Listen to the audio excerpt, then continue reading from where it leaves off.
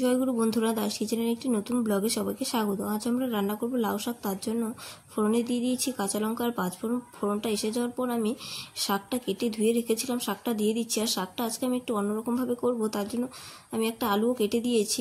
শাক তো আমরা নর্মালি সবাই একইভাবে খাই, একটু ভাজা ভাজা করে। তো আজ আমি সেইভাবে করব না, একটু চ্যাপচ্যাপা টাইপ করব। তো প্রথম থেকে শেষ পর্যন্ত দেখতে থাকো। তো আমি শাকটা দিয়ে দেওয়ার পরে হালকা একটু নেড়ে নিচ্ছি।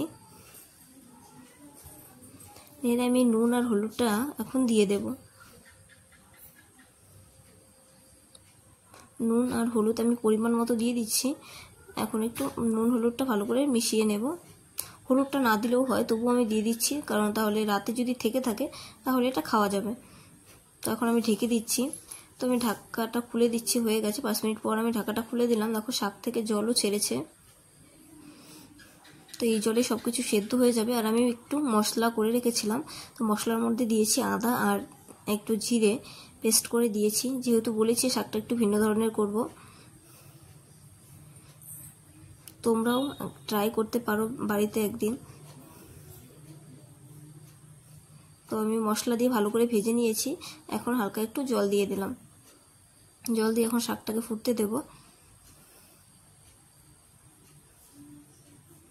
তো আমার আলু সেদ্ধ হয়ে গেছে, শাক সুন্দরভাবে সেদ্ধ হয়ে গেছে। তো এখন আমি নামিয়ে নিচ্ছি। রেসিপিটা কেমন লেগেছে বলো। গরমের জন্য বেস্ট খাবার। ভালো লাগলে লাইক কমেন্ট শেয়ার করে পাশে থাকবেন। আর হ্যাঁ, সাবস্ক্রাইব করা না থাকলে অবশ্যই সাবস্ক্রাইব করে দিও। আচ্ছা, এই পর্যন্তই, দেখা হচ্ছে পরবর্তী একটি ব্লগে। সবাই ভালো থাকবেন, সুস্থ থাকবেন। জয় গুরু, টাটা।